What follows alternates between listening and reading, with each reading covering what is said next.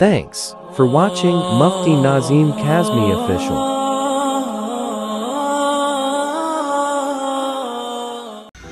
أعوذ بالله من الشيطان الرجيم بسم الله الرحمن الرحيم ألم تر إلى الذين يزعمون أنهم آمنوا بما أنزل إليك وما أنزل من قبلك يريدون أن يتحاكموا إلى الطاغوت وقد أمروا أن يكفروا به ويريد الشيطان أن يضلهم ضلالا بعيدا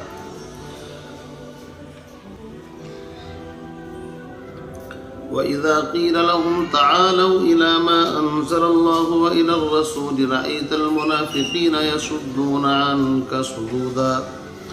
فكيف إذا أصابتهم مصيبة بما قدمت أيديهم ثم جاءوك يحلفون بالله إن أردنا إلا إحسانا وتوفيقا أولئك الذين يعلم الله ما في قلوبهم فأعرض عنهم وعظهم وقل لهم في أنفسهم قولا بليغا وما أرسلنا من رسول إلا ليطاع بإذن الله ولو أنهم إذ ظلموا أنفسهم جاءوك فاستغفروا الله واستغفر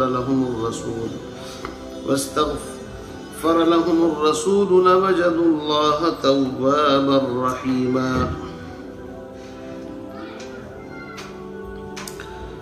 فلا وربك لا يؤمنون حتى يحكموك فيما شجر بينهم ثم لا يجدوا في أنفسهم حرجا مما قضيت ويسلموا تسليما ولو أنا كتبنا عليهم أن اقتلوا أنفسكم أو اخرجوا من دياركم ما فعلوه إلا قليل منهم ولو أنهم فعلوا ما يوعظون به لكان خيرا لهم وأشد تثبيتا وإذا لآتيناهم من لدنا أجرا عظيما ولهديناهم صراطا مستقيما ومن يطع الله والرسول فأولئك مع الذين أنعم الله عليهم من النبيين والصديقين والشهداء والصالحين وحسن أولئك رفيقا ذلك الفضل من الله وكفى بالله عليما آمنت بالله صدق الله العلي العظيم آیت نمبر 59 سے لے کر کے آیت نمبر 17 یعنی 70 تک یہ تقریباً 11 آیات آپ حضرات کے سامنے سورہ نساء کی اس وقت تلاوت کی ہیں پڑھی ہیں۔ اس سے پہلی آیت میں امانات کی ادائیگی کا حکم اور لوگوں کے درمیان حق و انصاف کے ساتھ فیصلہ کرنے کا حکم دیا گیا، اسی کے ساتھ ساتھ اللہ کی اطاعت، پیغمبر علیہ السلام کی اطاعت اور اولو الامر یعنی علماء دین کے جو فقہا ہیں مجتہدین ان کی اطاعت کا حکم دیا گیا۔ اب چونکہ منافق جو ہیں ان کی زندگی کے اندر اللہ اور رسول کی اطاعت نہیں تھی، دکھاوے کا ایمان تھا، اپنے معاملات طاغوت کے پاس، شیاطین کے پاس، کاہنوں کے پاس، یہود کے پاس اور جو اللہ اور اس کے رسول کے خلاف چلنے والے ہیں ان کے پاس اپنے معاملات کو، مقدمات کو لے کر کے جاتے تھے، جیسا کہ آیت کا شان نزول ابھی آنے والا ہے۔ تو منافقین کا اچھا خاصا تذکرہ اس رکوع کے اندر ان کا ذکر کیا گیا ہے، مذمت ہے اور دین اسلام کی صحیح سچی ترجمانی اللہ رب العزت نے یہاں پر پیش کی ہے۔ جب آپ سنیں گے تو انشاءاللہ کافی حد تک معاملہ بالکل کلیئر اور صاف ہو جائے گا۔ فرماتے ہیں أَلَمْ تَرَ إِلَى الَّذِينَ يَزْعُمُونَ أَنَّهُمْ آمَنُوا، اے نبی صلی اللہ علیہ وسلم کیا تم نے ان لوگوں کو نہیں دیکھا جو دعویٰ تو یہ کرتے ہیں یزعمون انہم آمنوا بما انزل الیک، دعویٰ تو یہ کرتے ہیں کہ جو کتاب تم پر نازل ہوئی یعنی قرآن، اور جو کتابیں تم سے پہلے نازل ہوئیں یعنی تورات، انجیل، زبور وغیرہ، ان سب پر ایمان رکھتے ہیں۔ ان کا دعویٰ یہ ہے کہ ہمارا ایمان قرآن پر بھی ہے، نبی پر بھی ہے، آپ سے پہلے جو کتابیں نازل ہوئی ان پر بھی ایمان ہے۔ یریدون ان یتحاکموا الی الطاغوت، اور چاہتے یہ ہیں کہ اپنے قضیے، اپنے فیصلے شیطان کی طرف، طاغوت کی طرف لے کر کے جائیں۔ یہ لفظ پہلے بھی آیا ہے، اور میں نے آپ کو بتایا تھا کہ اللہ رب العزت سے کاٹنے والی، اللہ سے تعلق توڑنے والی، اور اللہ کے مقابلے میں اپنی بڑائی جتلانے والی جتنی بھی چیزیں ہیں، ہر وہ چیز طاغوت کے اندر داخل ہے۔ وَقَدْ أُمِرُوا أَن يَكْفُرُوا بِهِ، اور انہیں حکم دیا گیا تھا اس بات کا کہ اس پر اعتقاد نہ رکھے، وَأَن يَكْفُرُوا بِهِ وَيُرِيدُ الشَّيْطَانُ أَن يُضِلَّهُمْ ضَلَالًا بَعِيدًا، اور شیطان تو یہ چاہتا ہے کہ ان کو بہکا کر راستے سے دور ڈال دے، یا ان کو دور کی گمراہی کے اندر لے کر کے چلا جائے۔ آیت کا شان نزول یہ بتایا جاتا ہے کہ بشر نامی ایک منافق، آپ نے مشہور و معروف واقعہ سنا ہوگا، اور ایک یہودی کا آپس میں کسی چیز میں جھگڑا ہو گیا۔ اس جھگڑے کو نمٹانے کا مسئلہ پیش آیا کہ اس کو کیسے نمٹایا جائے۔ چنانچہ جو یہودی تھا وہ حق پر تھا، وہ چاہتا تھا کہ فیصلہ پیغمبر علیہ السلام کی خدمت میں لے کر کے جائے، چونکہ وہاں دودھ کا دودھ، پانی کا پانی ہو جائے گا۔ پیغمبر سے بڑھ کر کے اور کون منصف اور عادل ہوگا، اور اس سے پہلے عدل و انصاف کی بات بھی چل رہی تھی۔ یہودی چونکہ ناحق، وہ حق پر نہیں تھا، اس لیے وہ کعب بن اشرف جو یہودیوں کا سردار ہے وہاں جانا چاہتا تھا، لیکن بالآخر پیغمبر علیہ السلام کے پاس آئے، اور آپ نے اس مقدمے کا فیصلہ بشر کے حق میں کر دیا، جو منافق، جو یہودی کے حق میں کر دیا، اور بشر نامی جو منافق تھا اس کے خلاف یہ فیصلہ ہو گیا۔ تو اس نے راستے میں کہا کہ نہیں جی، حضرت عمر کے پاس چلیں گے، حضرت عمر بھی بہت اچھا فیصلہ کرتے ہیں، اور اس کی نیت میں فطور یہ تھا کہ حضرت عمر جو ہیں وہ کفر پر بڑے سخت ہیں، اور چونکہ یہ یہودی ہے اور میں چونکہ مسلمان ہوں، بظاہر مسلمان تھا بشر،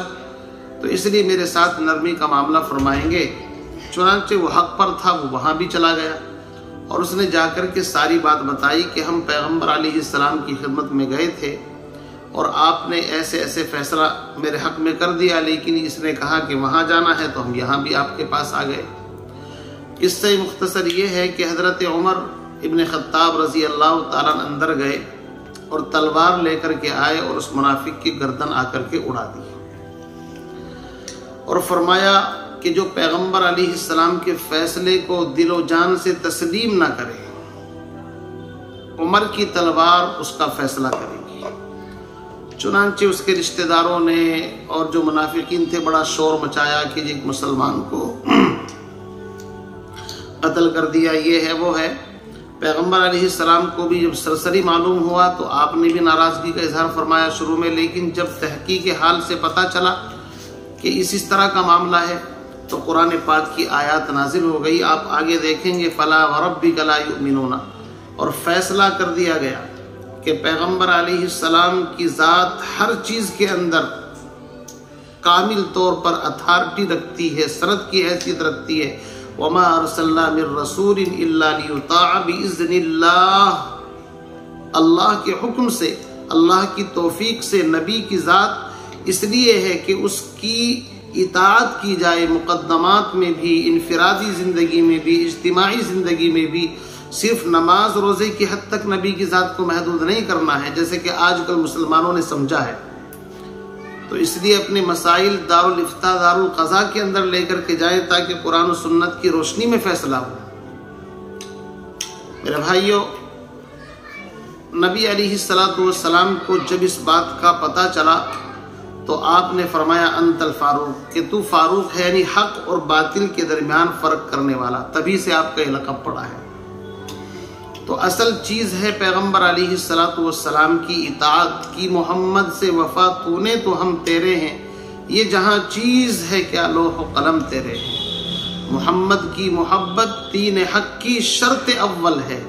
رہے اس میں اگر خامی تو ایمان نامکمل ہے۔ نہ جب تک کٹ مروں میں خواجہ یثرب کی عزت پر، خدا شاہد ہے کامل میرا ایمان ہو نہیں سکتا۔ اور نماز اچھی، روزہ اچھا، زکوٰۃ اچھی ہے، حج اچھا، مگر میں باوجود اس کے مسلمان ہو نہیں سکتا۔ تو اصل چیز پیغمبر علیہ السلام کی غلامی، ان کی اطاعت، فرما برداری، اسی کو فرمایا الم تر الی الذین یزعمون، کیا آپ ایسے لوگوں کو نہیں جانتے کہ جو دعویٰ تو کرتے ہیں اس بات کا کہ وہ ایمان لائے اس چیز پر جو اے نبی آپ پر نازل ہوئی، یعنی قرآن، وما انزل من قبلک، اور دعویٰ کرتے ہیں آپ سے پہلے آسمانی کتابوں پر ایمان لانے کا، اور حالت یہ ہے یریدون ان یتحاکموا الی الطاغوت، اپنے فیصلے طاغوت کے پاس لے کر کے جاتے ہیں، وقد امروا ان یکفروا بھی، حالانکہ انہیں حکم دیا گیا اس بات کا کہ وہ طاغوت کا انکار کریں، ان یکفروا بھی، لیکن شیطان نے ان کو پٹی پڑھائی ہے، ویرید الشیطان، شیطان نے کیا پٹی پڑھائی ہے؟ شیطان نے یہ پٹی پڑھائی ہے کہ یہ فرنٹ پر کھیل رہے ہیں، ان کے ذہن کے اندر یہ بات بیٹھی ہے کہ نیا دین پتہ نہیں چلے گا نہیں چلے گا، اس لیے تم اپنے آبا اجداد ان سے کیوں بگاڑتے ہو۔ یہودی تھے، منافق ایمان لانے والے، تو ان کے پاس بھی اٹھتے بیٹھتے تھے اور سوچتے تھے کہ اگر ان کو غلبہ ہو گیا تو ٹھیک ہے، نہیں تو جو اپنا آبا اجداد کا دین ہے یہودیت، وہاں پر تو ہم ہیں ہی۔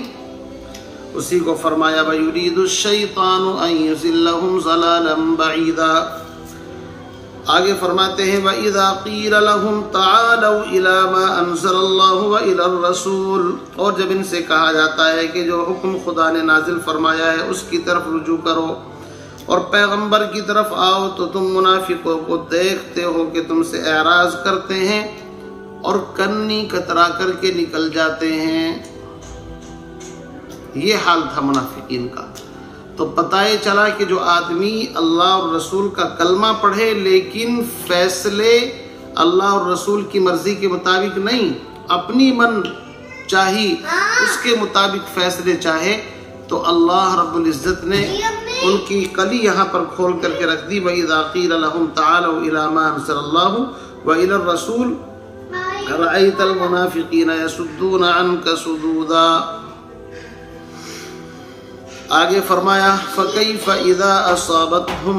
مُصِيبَةٌ، پھر کیا حال ہوگا جب ان کو پہنچے گی مصیبت، بِمَا قَدَّمَتْ أَيْدِيهِمْ، ان کے اپنے کرتوت کی وجہ سے۔ ظاہر بات ہے جو نفاق اور اس طریقے سے جھوٹے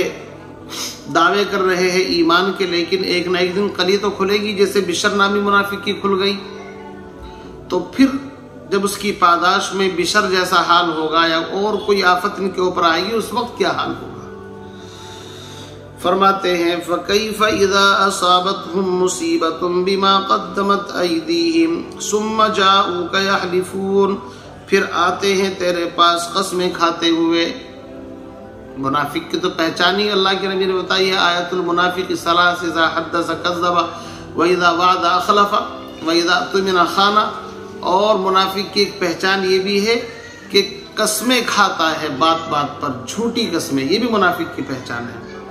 ثم جاؤک یحلفون، تو یہ اے نبی آپ کے پاس قسمیں کھاتے ہوئے آتے ہیں، باللہ ان اردنا الا احسانا وتوفیقا، اللہ کی قسم ہم نے تو احسان، بھلائی اور توفیق یعنی کہ میل ملاپ کی کوشش کی تھی۔ ہم حضرت عمر کے پاس بھلا اس لیے تھوڑی گئے تھے وہاں پر، ہم تو اس لیے گئے تھے کہ کوئی صلح کی شکل نکل آئی، یہ ہے، ادھر ادھر کی جھوٹی باتیں کرتے۔ سوال یہ ہے کہ منافق کی گردن جو حضرت عمر نے اڑائی، اس کا کیا جواز ہے، کیا مسئلہ ہے؟ مسئلہ اصل یہ ہے کہ اللہ اور رسول صلی اللہ علیہ وسلم کا اتباع کرنے کا جب انسان دعویٰ کرے مسلمان ہونے کا کہ مسلمان ہوں، تو اب اس کے پورے وجود کے اوپر اسلام کی حکمرانی نافذ ہو جاتی ہے۔ یہ گویا کہ اسلامی ریاست ہے، اور اس اسلامی ریاست کے اندر اگر بغاوت پائی جائے، یعنی زبان سے تو کلمہ توحید اور دل سے اندر سے انکار، تو اس کا مطلب یہ ہے کہ یہ شخص مرتد ہے۔ اور مرتد کے بارے میں احادیث کے اندر فرمایا من بدل دینہ فاقتلوہ، کہ جو اپنا دین تبدیل کر ڈالے اس کو قتل کرنا ہے۔ اگرچہ ائمہ کے مختلف اقوال ہیں، امام اعظم فرماتے ہیں اس کے جیل کے اندر ڈالا جائے، اس کے شکوک و شبہات دور کیے جائیں، پھر بھی نہ مانے کھانا پانی بند کیا جائے یہاں تک کہ وہ مر جائے، اور بعض دیگر ائمہ تو ڈائریکٹ سزا اس کو کہتے ہیں کہ مرتد کی سزا یہی ہے۔ بہرحال حضرت عمر رضی اللہ تعالیٰ عنہ، چونکہ ان کے بارے میں حدیث میں فرمایا میرے بعد اگر نبی ہوتا تو عمر نبی ہوتا، تو حضرت عمر رضی اللہ تعالیٰ عنہ ان کے فیصلے اکثر آپ دیکھیں گے کہ زمین پر رہتے ہوئے آسمان سے حضرت عمر کی تائید، ایسی کئی آیات جب انشاءاللہ آپ سنیں گے تو آپ کو ملے گی۔ یہاں بھی یہ ایک موقع ہے کہ حضرت عمر کی تائید میں اللہ نے پورا قرآن کی آیت نازل فرما دی کہ منافق جھوٹے ہیں، یہ بہانے بنا رہے ہیں۔ آگے فرمایا اولئک الذین یعلم اللہ ما فی قلوبہم، یہ وہ لوگ ہیں اللہ جانتا ہے جو ان کے دلوں میں ہے، ان کے دلوں میں تو نفاق کا روگ چھپا ہوا ہے۔ فَأَعْرِضْ عَنْهُمْ، اے نبی آپ ان سے اعراض کیجئے، یعنی زیادہ آپ ان کے وہ نہ کیجئے، ان کو ان کے حال پر چھوڑ دیجئے۔ وَعِظْهُمْ، اور آپ ان کو نصیحت کیجئے۔ وَقُلْ لَهُمْ فِي أَنفُسِهِمْ قَوْلًا بَلِيغًا، اور کام کی بات، تہ کی بات، چونکہ پیغمبر کا کام پہنچانا ہے، سمجھانا ہے، تو آپ ان پر اتمام حجت کر دیجئے۔ آگے فرماتے ہیں کہ دیکھو ہم نے نبی کو صرف اس لیے نہیں بھیجا کہ بس صرف نبی سے محبت کا دعویٰ کر لیا، عقیدت کا دعویٰ کر لیا، نہیں، ہر چیز میں اطاعت، غلامی، فرما برداری۔ وَمَا أَرْسَلْنَا مِن رَّسُولٍ إِلَّا لِيُطَاعَ بِإِذْنِ اللَّهِ، اس سے پہلے گزر چکا ہے قُلْ إِن كُنتُمْ تُحِبُّونَ اللَّهَ فَاتَّبِعُونِي، تمہارا اللہ سے محبت کا دعویٰ کامل نہیں ہو سکتا جب تک کہ نبی علیہ السلام کی اتباع نہ کی جائے۔ اسی کو فرمایا وَمَا أَرْسَلْنَا مِن رَّسُولٍ، اور نہیں بھیجا ہم نے کوئی رسول مگر اس لیے إِلَّا لِيُطَاعَ بِإِذْنِ اللَّهِ، مگر اللہ کی توفیق سے، اللہ کی مدد سے اس کی اطاعت کی جائے، اقوال میں، افعال میں، اعمال میں، اور شب و روز کی زندگی کے اندر، انفرادی زندگی میں، اجتماعی زندگی میں، اور حدود، قصاص، ہر چیز کے اندر جو شریعت نے طریقہ بتایا ہے کہ چور کے ہاتھ کاٹے جائیں، زانی کو سنگسار کیا جائے، شرابی کو کوڑے لگائے جائیں، جو اسلامی قوانین کے اندر جو سزائیں بیان کی گئی ہیں، افسوس تو یہ ہے کہ وہ نام نہاد اسلامی ممالک جو اپنے آپ کو اسلام کے نام پر بتاتے ہیں، وہاں بھی بجز چند کے اندر یہ قانون نافذ ہے، ورنہ کہیں ہے ہی نہیں۔ تو یہاں قرآن پاک کی آیت میں اس بات کو بیان کیا جا رہا ہے وَمَا أَرْسَلْنَا مِن رَّسُولٍ إِلَّا لِيُطَاعَ بِإِذْنِ اللَّهِ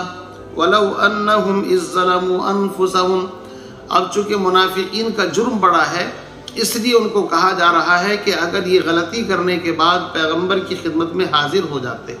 اور آ کر کے آپ سے درخواست کرتے کہ آپ ہمارے لیے اپنے رب سے استغفار کر دیجئے، بخشش کی دعا کر دیجئے، تو اللہ فرماتا ہے کہ مجھے بہت زیادہ توبہ قبول کرنے والا، بہت زیادہ رحم کرنے والا پاتے۔ ویسے تو اللہ سے مانگنے کے لیے نہ کسی کی سفارش کی ضرورت، نہ کسی کے پاس جانے کی ضرورت، اللہ ڈائریکٹ خود اپنے بندوں کی دعائیں سنتا ہے۔ لیکن جب جرم بڑا ہوتا ہے تو کسی سے دعا کے لیے کہنا، جیسا کہ اللہ کے نبی نے حضرت عمر سے کہا اے عمر ہمیں بھی اپنی دعا میں یاد رکھنا، تو دعا کے لیے کہہ دینا کہ مانگیں گے وہ بھی اللہ سے۔ مشکل کشا وہ نہیں ہے، مشکل کشا تو اللہ ہے، حاجت روا اللہ ہے۔ جیسا کہ اس کی مثال حضرت یعقوب علیہ السلام کے بیٹوں نے جب حضرت یوسف علیہ السلام کے ساتھ زیادتی کی تھی، اور پھر آخر صورت میں آپ دیکھیں گے وہاں جا کر کے آئے گا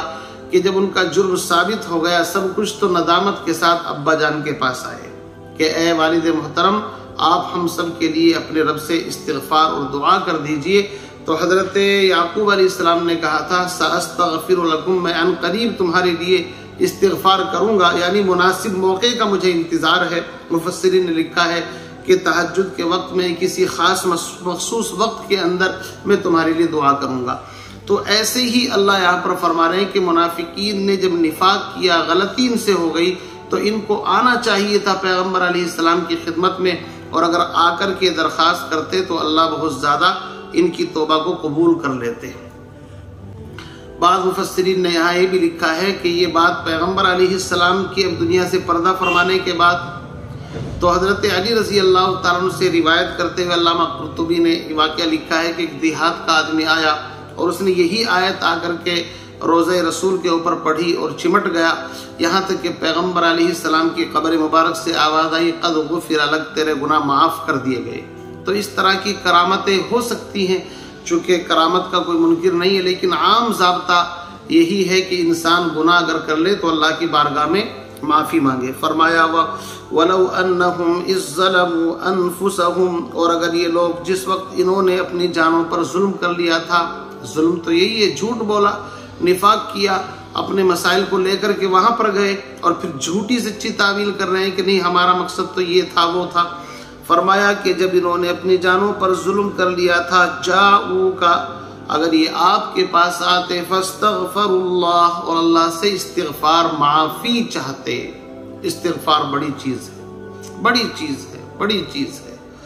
امام احمد بن حنبل رحمۃ اللہ علیہ فرماتے ہیں کہ مجھے ایک مرتبہ ایک مسجد میں جانے کا اتفاق ہوا، لوگ مجھے پہچانتے بھی نہیں تھے، سردی کا زمانہ تھا، میں مسجد میں رکنا چاہتا تھا، لوگوں نے نہیں رکنے دیا، میری ٹانگ پکڑ کر کے باہر کھینچ کر کے مجھے کہ بھئی یہاں آرام کرو۔ تو وہاں پر ایک نان بھائی تھا، وہ اچانک مجھے اتفاق سے اپنے گھر لے گیا، تو وہ اٹھتے بیٹھتے ہر وقت اس کی زبان پر استغفار۔ تو امام احمد بن حنبل نے پوچھا کہ بھائی تو اتنا کثرت کے ساتھ استغفار پڑھتا ہے، تو کیا تجھے اس استغفار کا کوئی بینیفٹ، کوئی فائدہ نظر آیا؟ کیا تیری کوئی دعا ایسی ہے کہ جو اب تک مطلب اللہ کے یہاں قبول نہ ہوئی ہو؟ چونکہ استغفار پر تو بڑے انعامات ہیں۔ سورہ نوح کے اندر آپ پڑھ کر کے دیکھیے، یمددکم باموال وبنین ویجعل لکم جنات ویجعل لکم انہارا، بڑے بڑے وعدے ہیں۔ اس نے کہا میری ہر خواہش پوری ہو گئی سوائے ایک کے کہ میں تمنا کرتا ہوں کہ وقت کے امام احمد بن حنبل سے میری ملاقات ہو جائے۔ کہا کہ تمہیں مبارک ہو، میں ہی احمد بن حنبل ہوں۔ تو بھائی استغفار بڑی چیز ہے، اسی لیے حدیث کے اندر فرمایا من لزم الاستغفار جعل اللہ له من كل ضیق مخرجا ومن كل هم فرجا ورزقه من حيث لا يحتسب، جو استغفار کرتا ہے اللہ ہر تنگی سے اس کو نکال دیتا ہے اور ہر غم سے اس کو نجات دے دیتا ہے، اور اس کو ایسی جگہ سے رزق دیتا ہے جہاں سے گمان بھی نہیں ہوتا۔ تو فرمایا اگر یہ لوگ استغفار کے لیے آپ کے پاس آتے، فاستغفر اللہ، اور اللہ سے معافی مانگتے، واستغفر لهم الرسول، اور اللہ کا رسول بھی ان کے لیے استغفار کر دیتا اللہ کی بارگاہ میں، لَوَجَدُوا اللَّهَ تَوَّابًا رَحِيمًا، تو اللہ رب العزت کو بہت زیادہ مہربان، توبہ قبول کرنے والا پاتے۔ اب آگے فرماتے ہیں فَلَا وَرَبِّكَ، تیرے رب کی قسم، تیرے رب کی قسم، فَلَا وَرَبِّكَ لَا يُؤْمِنُونَ، یہ لوگ مسلمان نہیں ہو سکتے، کب تک؟ حَتَّى يُحَكِّمُوكَ فِي مَا شَجَرَ بَيْنَهُمْ، جب تک کہ تجھ کو منصف نہ جانے اس جھگڑے میں جو ان کے درمیان اٹھے، ثُمَّ لَا يَجِدُوا فِي أَنفُسِهِمْ، پھر نہ پاوے اپنے جی کے اندر کوئی بھی تنگی، مِمَّا قَضَيْتَ، اس سے جو تو نے فیصلہ کیا، تیرے فیصلے پر دل سے رضامند ہو، وَيُسَلِّمُوا تَسْلِيمًا، اور اس کو خوشی خوشی قبول کرے۔ تین چیزیں اس آیت کے اندر بتائی ہیں۔ سب سے پہلے تو اس آیت کے اندر یہ ہے کہ پیغمبر علیہ السلام کی ذات گرامی صرف محبت اور عقیدت ہی کا مرکز نہیں، بلکہ کامل نمونہ، کامل اتھارٹی کی حیثیت۔ پیغمبر علیہ السلام کی ذات گرامی مسلمانوں کے لیے ایک سند، ایک کامل اتھارٹی ہے، ایسی اتھارٹی کہ جب بھی کوئی معاملہ ہوگا اس کی زندگی کو نبی کی زندگی کے اوپر پیش کیا جائے گا، پھر نبی کی زندگی سے جو بھی مسئلہ ثابت ہو جائے اس کے اوپر دل سے رضامند ہونا ہے، دل میں کوئی تنگی محسوس نہیں کرنی ہے، تب جا کر کے مسلمان ہوگا۔ اس آیت کا شان نزول لکھا ہے کہ حضرت زبیر ابن العوام جو پیغمبر علیہ السلام کی پھوپھی کے بیٹے ہیں، ان کا ایک انصاری کے ساتھ باغ کی سچائی پانی دینے کے سلسلے میں کوئی مسئلہ جھگڑا پیدا ہو گیا۔ حضرت زبیر کا باغ پہلے پڑتا تھا، انصاری کا بعد میں۔ تو نبی علیہ السلام کے پاس فیصلے کے لیے گئے۔ آپ نے فرمایا اے زبیر تم اپنے باغ کو سیراب کرو اور پھر جلدی سے پانی اپنے بھائی کے لیے چھوڑ دینا، یعنی صلہ رحمی کی تاکید فرمائی۔ تو وہ انصاری جو ہے اس بات پر ناراض ہو گیا اور آپ سے کہنے لگا اللہ کے نبی آپ نے تو اپنے کا پکش لے لیا، یعنی کہ آپ نے تعصب کا سے کام لیا، آپ نے اپنوں کو نواز دیا۔ آپ کی پھوپھی کے لڑکے ہیں نا، جیسے کہ کہہ دیتے ہیں لوگ، تانا دیتے ہیں کہ آپ تو اپنوں کو نواز رہے ہیں۔ تو آپ اندازہ لگا سکتے ہیں کہ معاملہ کتنا سنگین ہے۔ ناگواری آپ کو ہوئی کہ میں اگر انصاف نہیں کروں گا تو پھر کون انصاف کرے گا؟ محسن انسانیت آپ نے فرمایا زبیر پانی روکو یہاں تک کہ مینڈ جو ہوتی ہے اس تک پہنچ جائے، پھر پانی چھوڑنا۔ اصل تو یہ ہے کہ پانی اپنا وہاں تک بھر کر کے پھر چھوڑا جائے، لیکن آپ نے فرمایا کہ تم اس سے بھی آدھا بھرنا اور ان کے لیے چھوڑ دینا، تو اس کے اوپر صبر نہیں آیا اس کو۔ تو میرے بھائی بعد میں ان کو ندامت ہوئی، احساس ہوا کہ غلطی ہوئی ہے، تو اس کے اوپر تنبیہ کی جا رہی ہے کہ جب تک پیغمبر علیہ السلام کی ذات کو کامل اتھارٹی نہ مانا جائے، دوسرے نمبر پر آپ کے فیصلوں کو دل سے تسلیم کیا جائے، کوئی تنگی محسوس نہ ہو، اور تیسرے نمبر پر اطاعت کے لیے خوشی خوشی گردن جھکا دی جائے، تب جا کر کے تم کامل مسلمان بنو گے۔ اسی کو فرمایا فلا وربی کا، تیرے رب کی قسم، یہاں اضافت کی جا رہی ہے نبی کی ذات کی طرف، ورنہ اللہ کہہ سکتے تھے میری قسم، ڈائریکٹ بھی کہہ سکتے تھے، لیکن نبی کے مقام کو بیان کرنے کے لیے فلا وربی کا، اے میرے محبوب تیرے رب کی قسم۔ سوال پیدا ہوتا ہے کہ قسم تو اس وقت کھائی جاتی ہے جبکہ قسم کھانے والے کا کوئی یقین نہ کرے، یہاں تو اللہ فرمائے کہ نہیں، یہاں پر عظمت کے لیے قسم کھائی جا رہی ہے۔ لا یؤمنون، کوئی آدمی بھی اس وقت تک مسلمان نہیں، اسی لیے حدیث کے اندر فرمایا فوالذی نفسی بیدہ لا یؤمن احدکم حتی یکون ہواہ تبعا لما جئت بہ، جب تک کہ میں جس چیز کو لے کر کے آیا ہوں اس کی خواہش اس دین کے تابع نہ ہو جائے، کوئی مسلمان نہیں ہو سکتا۔ بلکہ یہاں تک فرمایا دنیا کی ہر چیز سے زیادہ اللہ کے نبی اس کو محبوب نہ ہو جائے، وہ مسلمان نہیں ہو سکتا۔ آگے فرماتے ہیں وَلَوْ أَنَّا كَتَبْنَا عَلَيْهِمْ، اور اگر ہم ان پر منافقین پر حکم کر دیتے اس بات کا أَنِ اقْتُلُوا أَنفُسَكُمْ کہ اپنے آپ کو قتل کرو، أَوِ اخْرُجُوا مِنْ دِيَارِكُمْ یا چھوڑ کر نکل جاؤ اپنے گھروں کو، مَا فَعَلُوهُ إِلَّا قَلِيلٌ مِّنْهُمْ تو ایسا نہ کرتے مگر تھوڑے ان میں سے۔ اب آپ دیکھیے یہاں پر اللہ رب العزت فرماتے ہیں کہ منافقین کا حال یہ ہے کہ اگر ان پر احکام شاقہ ڈال دیے جاتے، جیسا کہ مہاجرین نے قربانی دی ہے، تو یہ کبھی بھی ایسی قربانی نہ دیتے۔ ان پر تو بہت ہلکے احکام ڈالے ہیں، اتنے احکام سخت ڈالے ہی نہیں۔ حضرات مہاجرین نے تو اپنا گھر بار چھوڑ دیا ایمان کے لیے۔ بدر کے اندر بیٹا باپ کے سامنے ہے، بیٹا باپ بیٹے کے سامنے ہے۔ اگر ادھر سے حضرت حذیفہ ہیں تو سامنے سے عتبہ ان کا والد ہے کافروں کی طرف سے، ادھر سے حضرت عمر ہیں تو دوسری طرف سے عاص بن وائل سہمی ان کا ماموں ہے، ادھر سے ابو بکر صدیق ہیں تو ادھر سے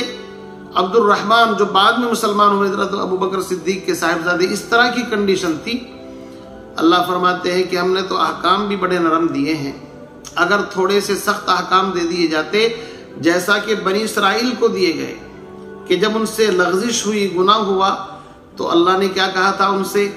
فَاقْتُلُوا أَنفُسَكُمْ ذَلِكُمْ خَيْرٌ لَكُمْ عِنْدَ بَارِئِكُمْ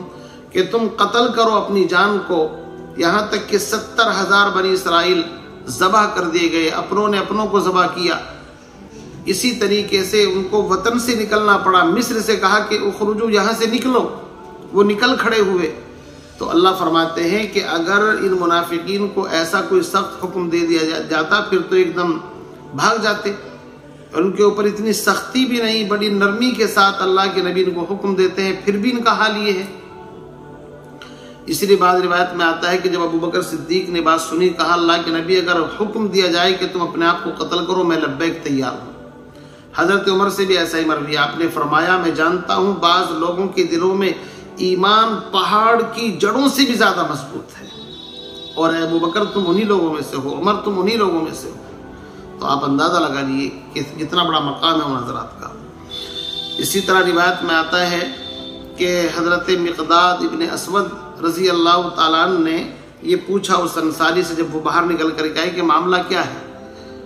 تو اس انصاری نے منہ بنا کر کے کہا کہ اپنی پھوپھی کے بیٹے کے بارے میں فیصلہ دیا ہے۔ تو اس کے اوپر کہا کہ دیکھو کیسی باتیں کر رہی ہے، اگر پیغمبر علیہ السلام کوئی سخت حکم دیتے پھر کیا حل ہوتا۔ تو اس کو سن کر کے حضرت عمار اور اسی طریقے سے دیگر حضرات جو تھے انہوں نے کہا اللہ کے نبی آپ اگر ہمیں پہاڑوں سے چھلانگ لگانے کا بھی حکم دیں ہم تیار ہیں اس کے لیے بھی۔ بہرحال فرمایا وَلَوْ أَنَّا كَتَبْنَا عَلَيْهِمْ أَنِ اقْتُلُوا أَنفُسَكُمْ أَوِ اخْرُجُوا مِنْ دِيَارِكُمْ مَا فَعَلُوهُ إِلَّا قَلِيلٌ مِّنْهُمْ وَلَوْ أَنَّهُمْ فَعَلُوا مَا يُوعَظُونَ بِهِ، اور اگر یہ لوگ وہ کر لیتے جس چیز کی ان کو نصیحت کی جاتی ہے، لَكَانَ خَيْرًا لَهُمْ، تو ان کے حق میں بہت بہتر ہوتا، وَأَشَدَّ تَثْبِيتًا، اور زیادہ ثابت رکھنے والا ہوتا دین میں، یعنی دل جمعی کا بھی سامان ہوتا اور زیادہ ثابت رکھنے والا ہوتا دین کے اعتبار سے۔ وَإِذًا لَآتَيْنَاهُم مِّن لَّدُنَّا أَجْرًا عَظِيمًا، اور اس وقت البتہ ہم ان کو دے دیتے اپنے پاس سے بڑا ثواب، چونکہ اصل چیز تو اطاعت ہے، غلامی ہے۔ آگے فرماتے ہیں وَلَهَدَيْنَاهُمْ صِرَاطًا مُسْتَقِيمًا، اور ہم ان کو سیدھے راستے پر چلا دیتے۔ اب چونکہ صراط مستقیم کی بات آئی ہے تو سورہ فاتحہ میں ہم نے پڑھا ہے کہ اللہ سے درخواست کی تھی إِيَّاكَ نَعْبُدُ وَإِيَّاكَ نَسْتَعِينُ اهْدِنَا الصِّرَاطَ الْمُسْتَقِيمَ، یا اللہ ہم کو سیدھے راستے پر چلا، صراط الذین انعمت علیہم، ان لوگوں کے راستے پر جن پر آپ نے انعام فرمایا ہے۔ تو انعام یافتہ جو صراط مستقیم پر ہے ان کی تفسیر اس آیت سے کی جاتی ہے النبیین والصدیقین والشہداء والصالحین۔ تو یہاں اب ان کا ذکر فرما رہے ہیں کہ جو لوگ صراط مستقیم پر چلنا چاہتے ہیں ان کے لیے آسان طریقہ ہے کہ دنیا کے اندر بھی انسان اچھے یا برے دوست کو تلاش کرتا ہے، برے دوست اس کو برائی کی جگہ لے کر کے چلے جاتے ہیں، اچھے دوست دنیا کے اندر بھی کام آتے ہیں۔ اسی لیے حدیث کے اندر فرمایا کہ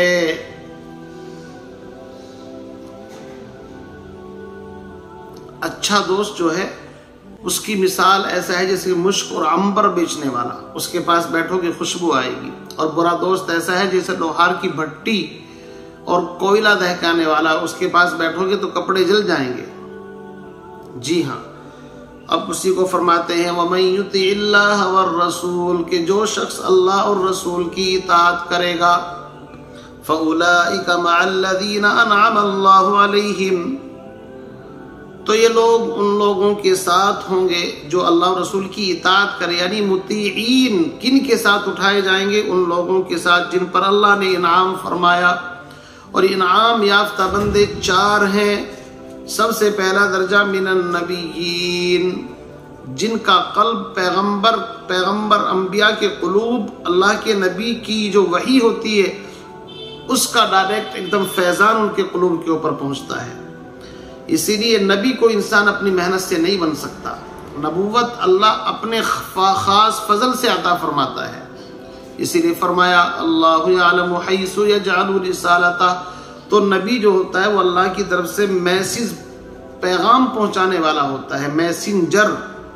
آف گاڈ، اللہ کی طرف سے پیغام پہنچانے والا۔ یہ 1,24,000 اللہ کی طرف سے طے ہے، کوئی قادیانی کوئی غلام احمد اس کے اندر داخل نہیں ہو سکتا،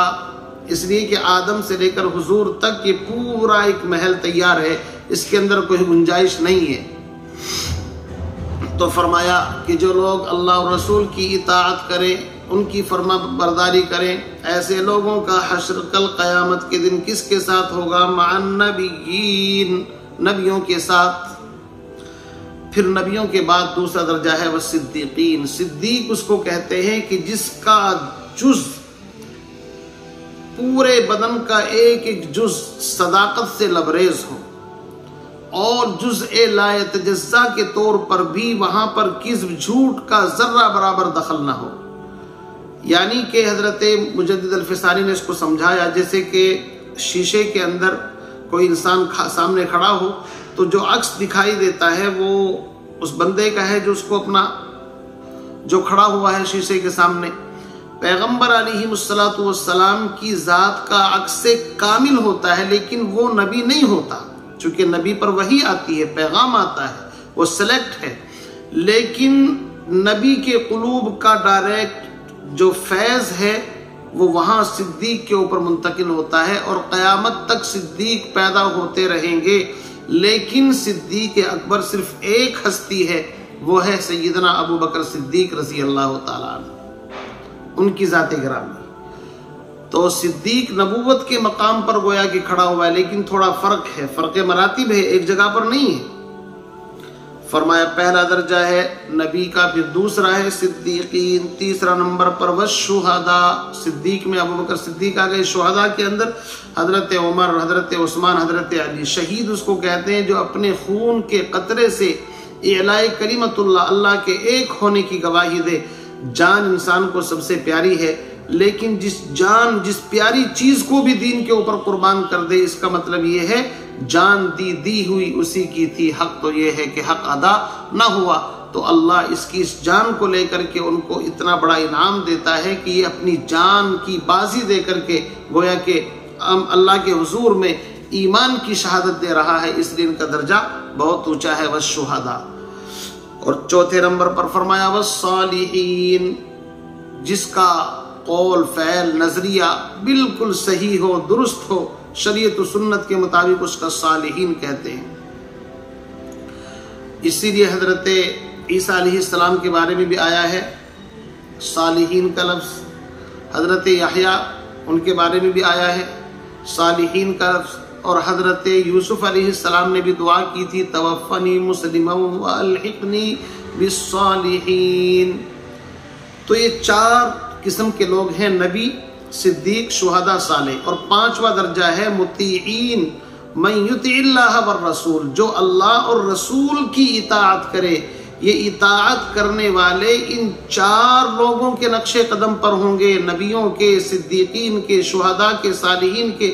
اس میں ترقی من الاعلی الی الادنی ہے، سب سے فرسٹ مقام انبیاء، پھر دوسرے نمبر پر صدیق، پھر تیسرے نمبر پر شہداء، پھر چوتھے نمبر پر صالحین، اور پانچویں نمبر پر مطیعین۔ احب الصالحین ولست منہم لعل اللہ یرزقنی صلاحا۔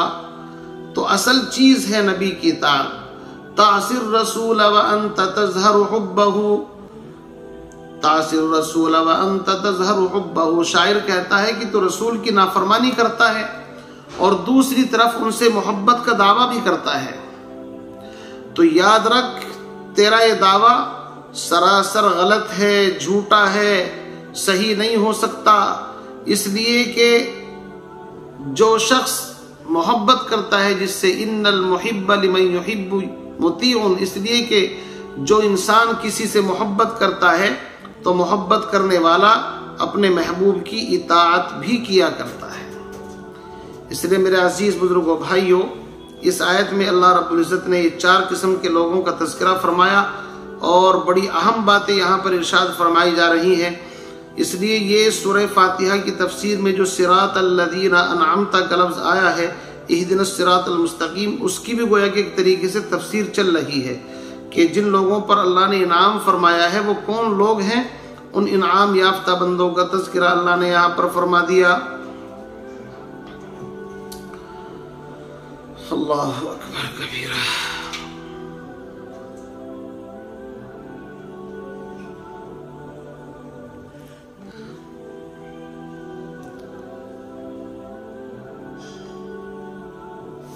آگے فرماتے ہیں وَحَسُنَ أُولَئِكَ رَفِيقًا، اور ان کی رفاقت کیا ہی اچھی چیز ہے، رفیق دوست کو کہتے ہیں۔ تو قیامت کے دن ایسے لوگوں کا ساتھ مل جائے جن پر اللہ نے انعام کیا، فضل کیا، تو کیا ہی بہترین دوستی ہے۔ وَحَسُنَ أُولَئِكَ رَفِيقًا۔ آگے فرمایا ذالک الفضل من اللہ، اگر ان 4 قسم کے لوگوں میں یا ان کی اطاعت اور ان کے پیچھے چلنے کا کسی کو اللہ توفیق دے دے تو یہ محض اللہ کی توفیق سے، اس لیے کہ انسان اپنی محنت سے کچھ نہیں کر سکتا۔ ہم نماز پڑھتے ہیں اللہ کا فضل ہے، اللہ اللہ کہتے ہیں یہ بھی اللہ کا فضل ہے، ذالک الفضل من اللہ،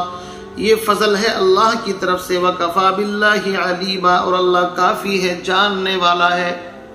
اللہ نیتوں کو بھی جانتا ہے، کون منافق ہے، کون سچے دل کے ساتھ اطاعت کر رہا ہے۔ اسی لیے حدیث کے اندر فرمایا کہ التاجر الصدوق الامین مع النبیین والصدیقین، سچا تاجر کل قیامت کے دن